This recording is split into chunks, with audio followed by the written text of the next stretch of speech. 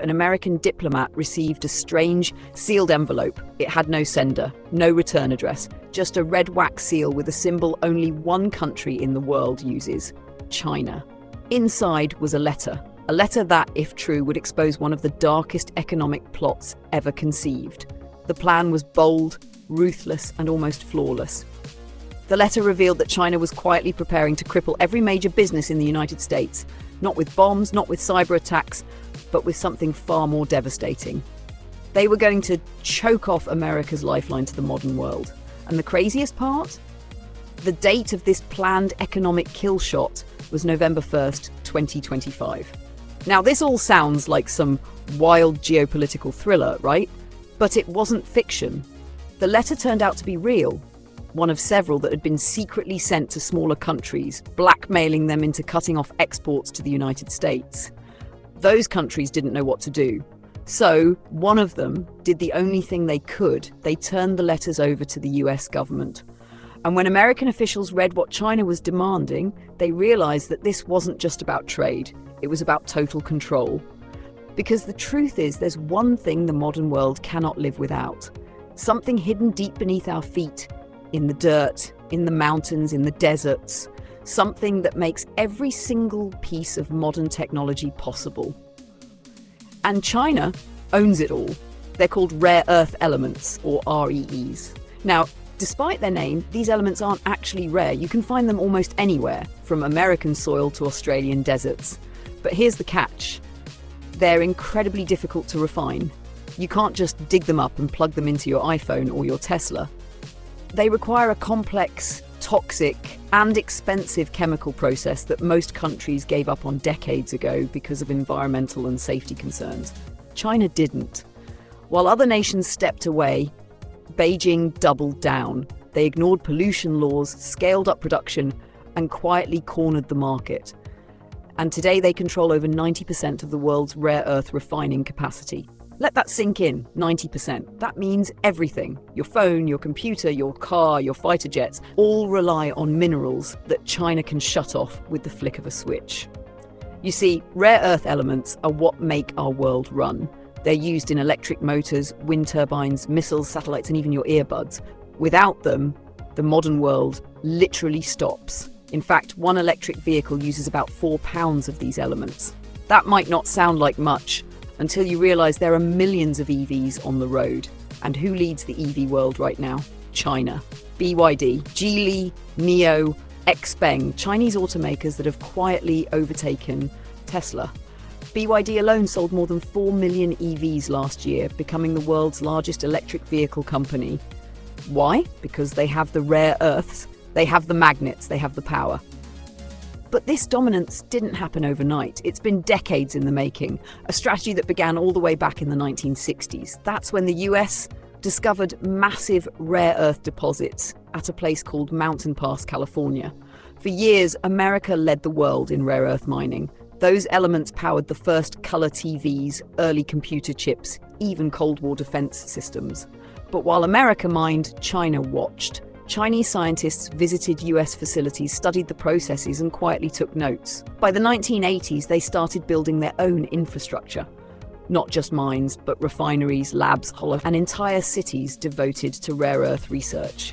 Then came a turning point, something most Americans never heard about. In the late 1990s, the US company MagnaQuench, which made some of the strongest magnets in the world, was sold to a group of Chinese investors linked to high-ranking Communist Party officials. Within 2 years, the factory was dismantled, packed into crates, and shipped to China. Just like that, America's strongest magnet technology was gone. After that, the US industry collapsed, environmental regulations tightened, and the last major American rare earth mine shut down in 2002 after a series of toxic waste spills. Meanwhile, China ramped up production like never before. They flooded the global market with cheap rare earths, driving every competitor out of business. By 2010, they owned the entire supply chain, from the dirt to the devices. That same year, China proved just how powerful this control really was. A Chinese fishing boat collided with two Japanese Coast Guard vessels. Japan arrested the captain. Beijing didn't like that. So, as punishment, China cut off all rare earth exports to Japan for 2 full months. Within weeks, the price of one rare earth mineral, dysprosium oxide, jumped from $91 a kilo to over $2,300. Factories shut down.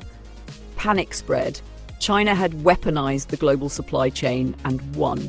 Since then, Beijing's grip has only tightened. It merged dozens of smaller mining companies into 6 massive state-run corporations known as the Big Six. These 6 giants don't just produce the minerals, they decide who gets them, how much they cost, and when the tap gets turned off. And that brings us to 2025, when China allegedly tried to use that power to deliver a fatal blow to the US economy. Earlier this year, they announced sweeping export bans on critical minerals. Prices skyrocketed.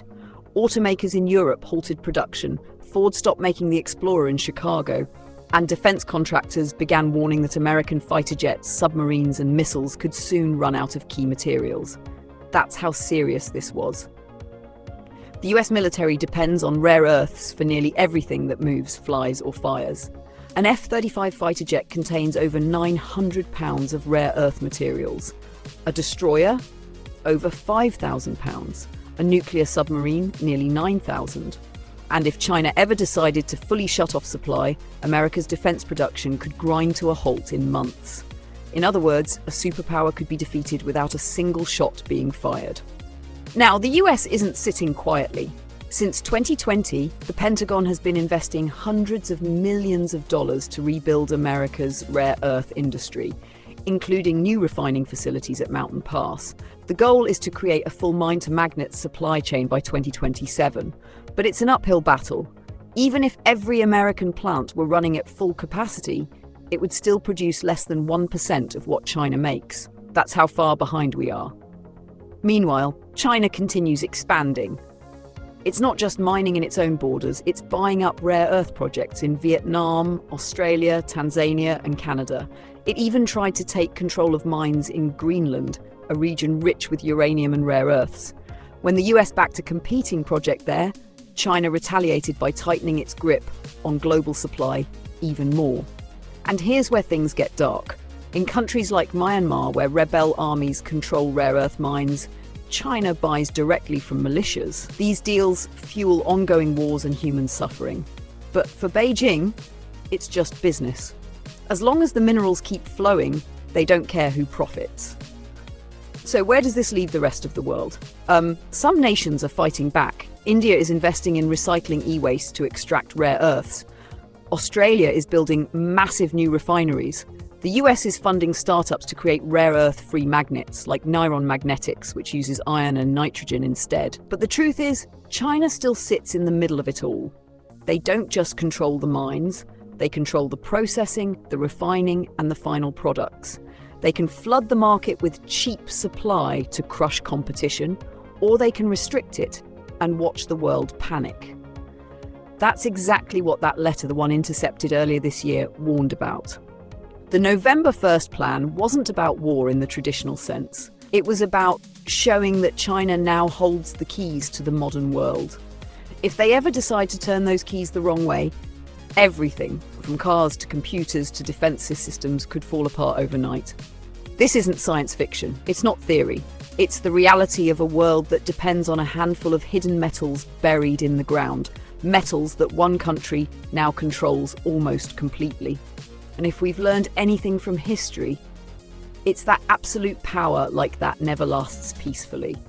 Because when a single nation can decide who gets to build, who gets to drive, and who gets to defend themselves, the balance of global power doesn't just shift, it trembles.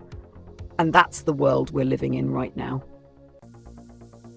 If you found this story eye-opening and you believe more people should know what's really happening behind global headlines, make sure to like this video and subscribe to Global Pages. It helps push stories like this past the algorithm and brings you closer to the truths most people never hear.